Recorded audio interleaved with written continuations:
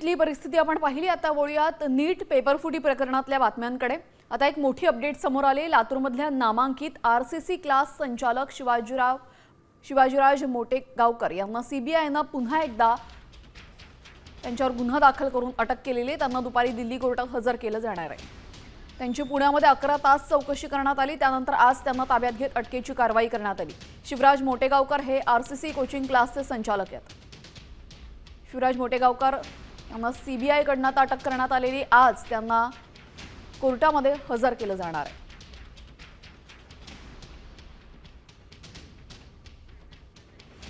आपल्यासोबत आमचे प्रतिनिधी सागर आव्हाड जोडले गेलेले आहेत। सागर, शिवराज मोटेगावकर हे एक मोठं नाव आहे। हे नाव या संपूर्ण प्रकरणामध्ये कसं आलं, काय अधिकचे अपडेट आहेत?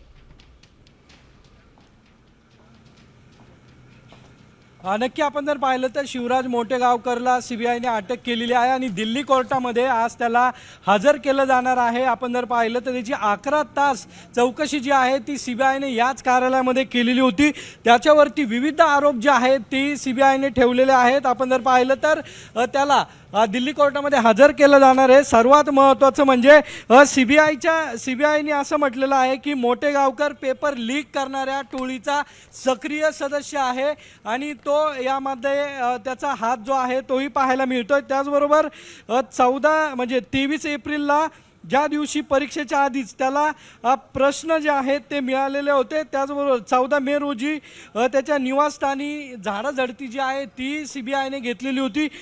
त्याच्यामध्ये त्यांनी काही पुरावे जे आहेत तेही नष्ट केलेले आहेत आणि मोबाईलमध्ये या परीक्षेचे लीक झालेले प्रश्न जे आहेत तेही आढळून आलेले होते।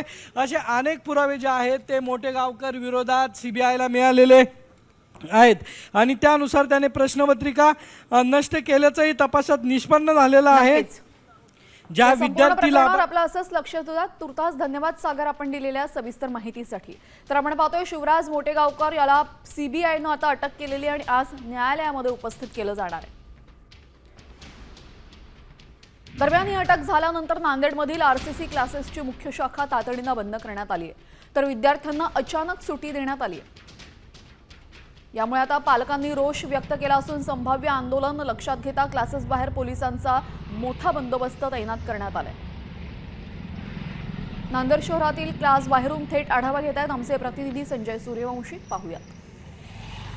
आरसीसी संचालक शिवराज मोटेगावकर यांना सीबीआयने ताब्यात घेतल्यानंतर त्यांच्या नांदेड येथील शाखा जी आहे ते संपूर्ण शाखा बंद करण्यात आलेली आहे आणि नांदेडच्या या भाग्यनगर परिसरामध्ये त्यांचा मोटेगावकर यांना सीबीआयने ताब्यात घेतल्यानंतर या परिसरातले हे क्लासेस बंद करण्यात आलेले आहे आणि या क्लासेसवर पालकांचा रोष वाढू शकतो, आंदोलन देखील होऊ शकतात। या अनुषंगाने नांदेड पोलिसांनी खबरदारी म्हणून क्लासेसच्या बाहेर असा पोलीस बंदोबस्त ठेवण्यात आलेला आहे। एकंदरीत नांदेडमध्ये जे नीट पेपर फुटीचे धागेदोरे आहेत ते नांदेडपर्यंत पोहोचलेले आहेत। कदम कुटुंबियाची चौकशी केलेली आहे। अजून त्यामध्ये काही तपासात समोर येते का हे पाहणं देखील महत्त्वाचं ठरणार आहे। परंतु आता शिवराज मोटेगावकर यांना सीबीआयने ताब्यात घेतलं आणि त्यांची हे जे ब्रँच आहे, जे आरसीसी कोचिंग क्लासेस आहे ते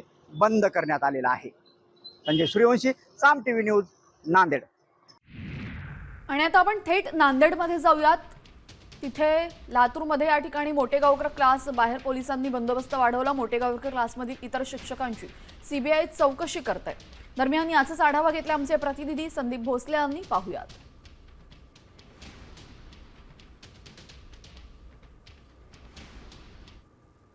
नीट पेपरफुटी प्रकरणी लातूरमधील एका खाजगी क्लास चालकाला चौकशीसाठी सीबीआयने पुण्यात ताब्यात घेतल्यानंतर लातूरमधील त्यांच्या क्लास बाहेर पोलिसांचा देखील मोठा बंदोबस्त जो आहे तो वाढवल्याचं चित्र पाहायला मिळतंय। खरं म्हणजे रात्रीपासनं सीबीआयचं एक पथक लातूरमध्ये दाखल झालंय। काही विशिष्ट लोकांची तपासणी देखील या पथकाकडनं करण्यात येते। आपण जर बघितलं तर या खाजगी क्लास बाहेर लातूर पोलिसांनी देखील आता मोठा बंदोबस्त जो आहे तो वाढवल्याचं चित्र पाहायला मिळतंय। रात्रीपासनं चौकशीच्या हालचालींना वेग आल्याचं चित्र पाहायला मिळतंय। संदीप भोसले, साम टीव्ही न्यूज, लातूर। तर नीट पेपरफुटीचा तपास वेगाने सुरू असून आज पुण्यामध्ये सीबीआय कार्यालयात 3 संशयित चौकशीसाठी हजर झाले। मास्क लावून दाखल झालेले तिघे विद्यार्थी असण्याची शक्यता आहे। सीबीआयच्या एका अधिकाऱ्याने बाहेर येऊन त्यांची नोटीस तपासली आणि त्यांना आत नेलं। दरम्यान तपासाचा भाग म्हणून आणखीन तिघांची चौकशी सध्या सुरू आहे.